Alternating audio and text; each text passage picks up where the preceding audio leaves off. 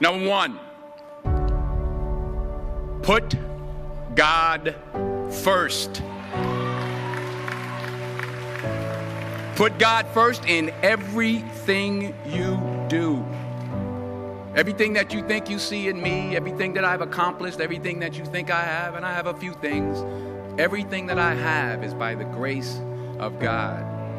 Understand that. It's a gift. 40 years ago, March 27th, 1975, it was 40 years ago, just this past March, I was flunking out of college. I had a 1.7 grade point average. I hope none of you can relate. I had a 1.7 grade point average. I was sitting in my mother's beauty shop. They still call it beauty shops now? What they call it now? Yeah, I was sitting in the beauty parlor. I was sitting in my mother's beauty parlor, and I'm looking in the mirror, and I see behind me this woman under the dryer. And every time she looked up, every time I looked up, she was looking at me, just looking me in the eye. And I didn't know who she was, and I said, she said, somebody give me a pen, give me a pencil, I have a prophecy. March 27, 1975, she said, boy, you are going to travel the world and speak to millions of people. Now, mind you, I was flunked out of college. I'm thinking about joining the army. I didn't know what I was going to do, and she's telling me I'm going to travel the world and speak to millions of people. Well, I have traveled the world, and I have spoke to millions of people. But that's not the most important thing, the success that I had. The most important thing is that what she taught me and what she told me that day has stayed with me since. I've been protected. I've been directed. I've been corrected. I've kept God in my life, and it's kept me humble. I didn't always stick with him, but he always stuck with me. So stick with him in everything you do. If you think you want to do what you think I've done, then do what I've done and stick with God. Number two, fail big. That's right. Fail big. Today's the beginning of the rest of your life, and it can be very frightening. It's a new world out there. It's a mean world out there, and you only live once. So do what you feel passionate about. Take chances professionally. Don't be afraid to fail. There's an old IQ test, was 9 dots, and you had to draw 5 lines with a pencil within these 9 dots without lifting the pencil. The only way to do it was to go outside the box. So don't be afraid to go outside the box. Don't be afraid to think outside the box. Don't be afraid to fail big, to dream big. But remember, dreams without goals are just dreams, and they ultimately fuel disappointment. So have dreams, but have goals. Life goals, yearly goals, monthly goals, daily goals. I try to give myself a goal every day. Sometimes it's just to not curse somebody out.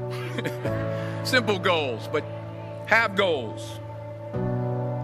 And understand that to achieve these goals, you must apply discipline and consistency. In order to achieve your goals, you must apply discipline, which you've already done, and consistency every day, not just on Tuesday and miss a few days. You have to work at it every day. You have to plan every day. You've heard the saying, we don't plan to fail, we fail to plan. Hard work works. Working really hard is what successful people do. And in this text, tweet, twerk world that you've grown up in, remember, just because you're doing a lot more doesn't mean you're getting a lot more done. Remember that. Just because you're doing a lot more doesn't mean you're getting a lot more done. Don't confuse movement with progress. My mother told me, she said, yeah, because you can run in place all the time and never get anywhere. So continue to strive, continue to have goals, continue to progress. Number 3, you'll never see a U-Haul behind a hearse. I'll say it again. You'll never see a U-Haul behind a hearse. I don't care how much money you make, you can't take it with you. And it's not how much you have. It's what you do with what you have. We all have different talents. Some of you will be doctors, some lawyers, some scientists, some educators, some nurses, some teachers. Yeah, okay. Some preachers. The most selfish thing you can do in this world is help someone else. Why is it selfish? Because the gratification, the goodness that comes to you, the good feeling that I get from helping others, nothing's better than that. Not jewelry, not big house I have, not the cars, but it's the joy. That's where the joy is, in helping others. That's where the success is. Finally, I pray that you put your slippers way under the bed tonight, so that when you wake up in the morning, you have to get on your knees to reach them.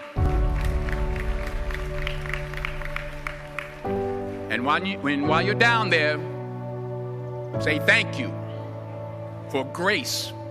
Thank you for mercy. Thank you for understanding. Thank you for wisdom. Thank you for parents.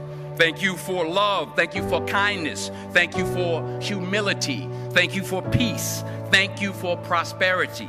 Say thank you in advance for what's already yours. That's how I live my life. That's why I am, one of the reasons why I am today.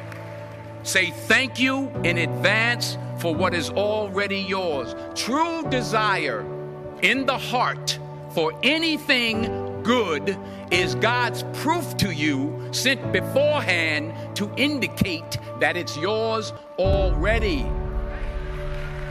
I'll say it again.